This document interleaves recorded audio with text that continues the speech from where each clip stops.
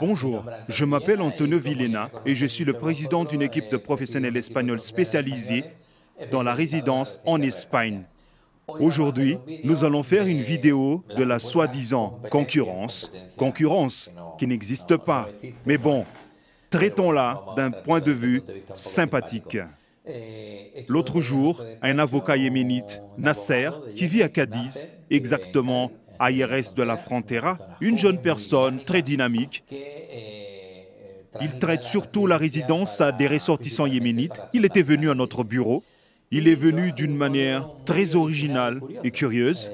Nous avons parlé un petit moment et au fait, c'est lui qui a demandé l'entretien. Nous coopérons toujours depuis des années avec quiconque sollicitant notre collaboration.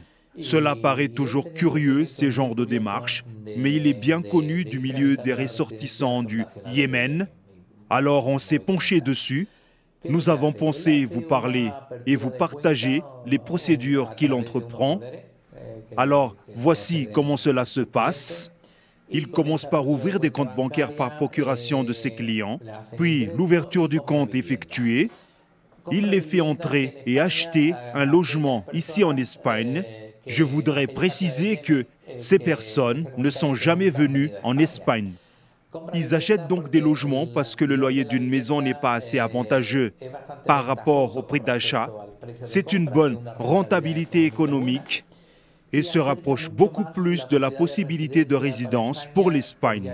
En ayant un compte bancaire, avoir un NIE, qui est également obtenu avec des procurations, permet d'acquérir un logement et d'être imposable en Espagne. C'est une bonne procédure pour les personnes qui ne sont jamais venues en Espagne ou qui n'ont jamais eu de visa Schengen. Et c'est une manière de se lier efficacement avec l'Espagne. Nous avons trouvé cela intéressant. Nous avons parlé de collaboration.